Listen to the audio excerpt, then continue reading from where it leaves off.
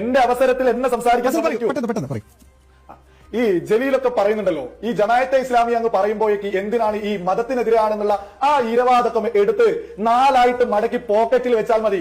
കാലം മാറുക. കേരളത്തിലെ ബോധമുള്ള സകല മലയാളികളും ഈ ഇരട്ടത്താപ്പൊക്കെ തിരിച്ചറിഞ്ഞ് ജമാഅത്തെ ഇസ്ലാമിയെ പറഞ്ഞാൽ, പോപ്പുലർ ഫ്രണ്ടിനെ പറഞ്ഞാൽ, ഏതെങ്കിലും തീവ്രവാദ സംഘടനകളെ കുറിച്ച് പറഞ്ഞാൽ, ഏതെങ്കിലും ഭീകരവാദ സംഘടനകളെ കുറിച്ച് പറഞ്ഞാൽ ചാടി വീണങ്ങ് പറയും, ഓ അത് മതത്തിനെതിരാണ്.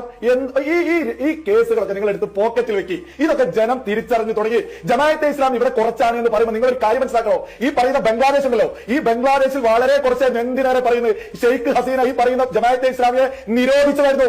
ആ നിരോധിച്ച സംഘടനയാണ് പിന്നീട് ഷെയ്ഖ് ഹസീനയെ പോലും ഓടിച്ച് ഇന്ന് ഹിന്ദുവിനെയും ക്രിസ്ത്യാനിയെയും അവർക്ക് നേരെ നായാട്ട് നടത്തുന്നത് ഈ കുറച്ചുള്ള ഈ സംവിധാനം. പിന്നെ നമ്മുടെ കേരളത്തിൽ ഈ കുറച്ചുള്ള സംവിധാനം ഇവിടെ മൗദൂദി ചാനലും തുറന്ന് കുത്തിരുന്നിട്ട് 24 മണിക്കൂർ കേരളത്തിലേക്ക് വിഷയമായി തുപ്പിക്കൊണ്ടിരിക്കുന്നത്. അപ്പൊ ഇവർക്കെതിരെ പറയുമ്പോൾ ഇരവാദമൊക്കെ ഉന്നയിച്ച് മതത്തിനെതിരാന്നൊക്കെ പറയാൻ നാളല്ലേ ജലീലെ? കുറച്ചൊക്കെ ഉൾക്കൊള്ളാണ്. ഇതൊക്കെ നിർത്തിക്കൂടെ? ഇതൊക്കെ പുതുതലമുറ മനസ്സിലാക്കിക്കൊണ്ടിരിക്കുക. ആ നിങ്ങൾ ജമാഅത്തെ ഇസ്ലാമിക്ക് എതിരാണെങ്കിൽ പച്ചക്ക് പറയണം നിങ്ങൾ എതിരാണ്, അല്ലാതെ ഇത് മതത്തിനെതിരാണ്. ഇതും ആ ഏർപ്പാടൊന്നും എനിക്ക് കേരളത്തിൽ അധികം വേപോലെ ജലീലെ.